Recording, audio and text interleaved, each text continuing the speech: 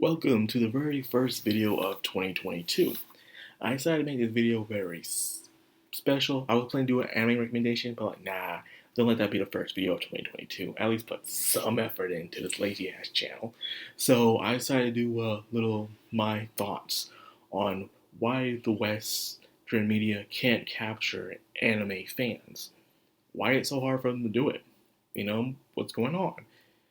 You have the source material right there for your face. All you gotta do is read it and adapt it the best way you can, and you can please your audience. In a way, anime fans aren't that hard to please. We're not. All you have to do is find a good studio. Well, hopefully, a studio will pick up their work and they'll animate it the best way they can to adapt it. Adapt it correctly.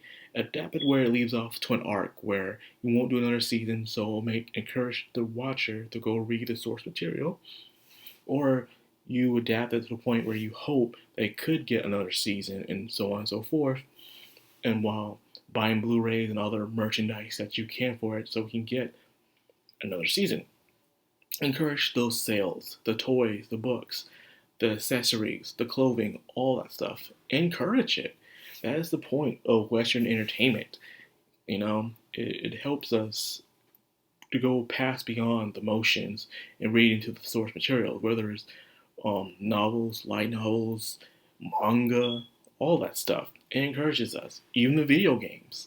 My favorite video game adaptations was actually Blue Reflection Rays. I know, right? Blue Reflection Rays of all things.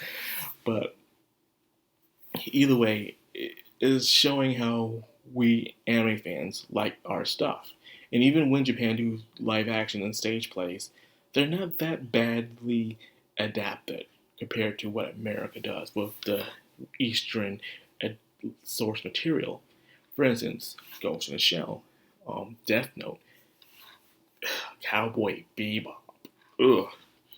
All these were terrible.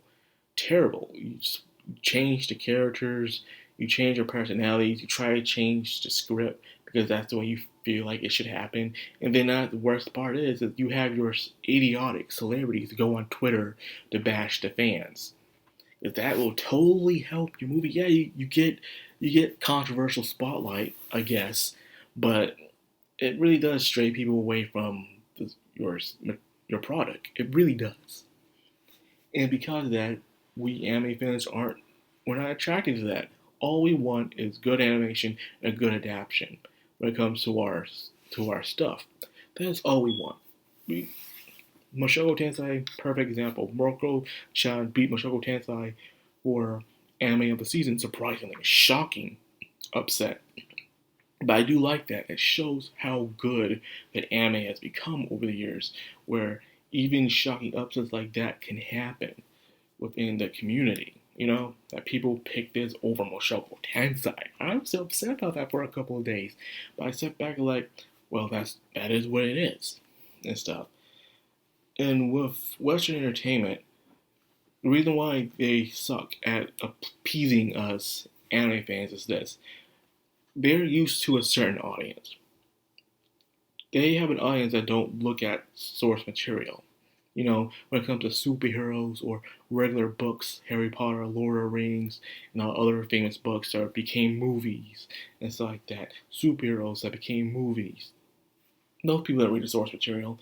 And when it comes to superheroes, there's all kinds of source material for that. There's multiple universes, multiple stories done by multiple artists and stuff. Hell, one of my favorite Marvel books of all time, The Runaways, when it first started out, had multiple artists working on it. And some of the times, I didn't like the artwork.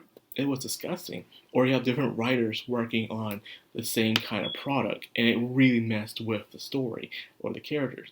You don't get that when it comes to anime and manga and light novels, unless the creator died or something happened.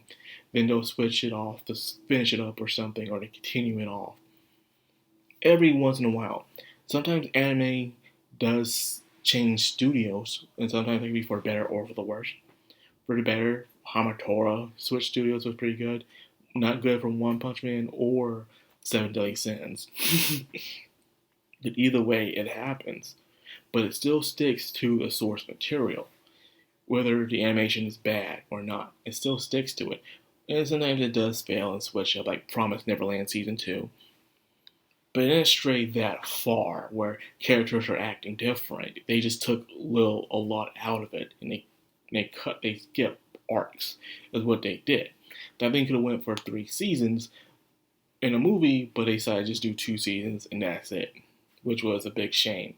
Well, anyways, with American entertainment, it's completely different. They can change the sex, they can change the gender, they make this person a good guy, this person a bad guy, they can do whatever they want. Back in the day, and people wouldn't notice. But now that people are more informative, thanks to the internet, you get your hands on more comic books and stuff like that, and you realize that they do change things. Or sometimes they change things that's just so obvious, like this character wasn't black, or this character was supposed to be redheaded, or this character was supposed to be a male. They keep changing, and you may say what's so pointless because it changed. It's disrespect to the original character. It's just to fill a check spot. You have to do that. You don't get that in anime and manga. You don't get that change. And only that, when the people who are creating a product, they don't disrespect the fans. Every time Hollywood does something stupid and they change something, they always have one of the actors who are working on the project to trash talk the fans on Twitter all the time. Like, why are you trash talking these people? Just be quiet and work on your product. Just keep quiet and just show your product, and that's it. You don't need to say anything else. That's it. In Japan, I follow a lot of creators on Twitter, manga creators, game creators on Twitter, and they just say thank you for your product. They don't go out and trash talk the fans. They just keep promoting their product. That's all they do. And when the product sucks, they know it's their fault. They say, we're sorry, we'll try better next time, please forgive us. We will try, please continue doing business with us in the future. That's all they do. They don't go back out and say, it's not my fault my product sucks, it's your fault for not buying it. But you told us the product's not for us, so we don't buy the product. Then you get mad when your product don't make enough money. And you say it's our fault, even though you just told us not to buy the product, which we don't buy the product. So the same thing just keeps happening over and over again, and it gets really annoying. And finally, it's like, why do I want to be around you anymore? Even if they are, there seems to be a big pendulum swing. What Neon Conference TV said about it, it's finally starting to change tides, where they're flying. Like, okay, let's actually try to appeal back to our core audience again, because this woke stuff is not working. It's not working because they're slowly, rapidly seeing the East taking over. And it's not just Japan, it's China.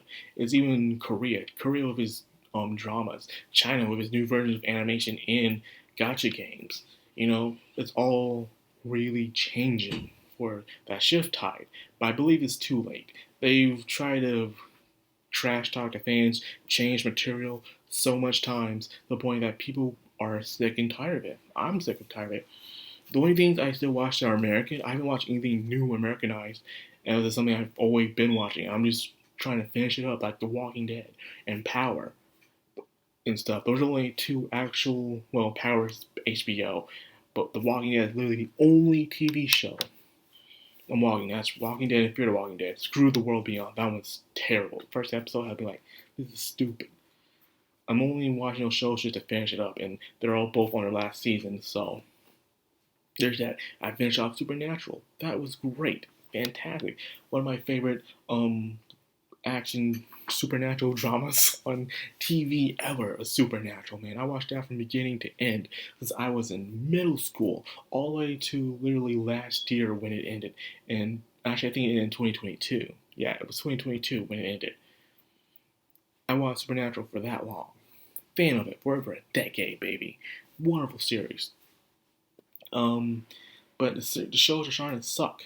You can see the wokeness, the narrative just being slammed in your face, and counterattack. Everything's political. Not everything is. Things can be political, but in a certain way that they do it. A certain way you handle it, and they know that. They just have to push that, hoping like you don't know that. Well, anyways, this is all I got for this vid. I just want to get that out there. Just finally, I'm glad I did. I feel much better.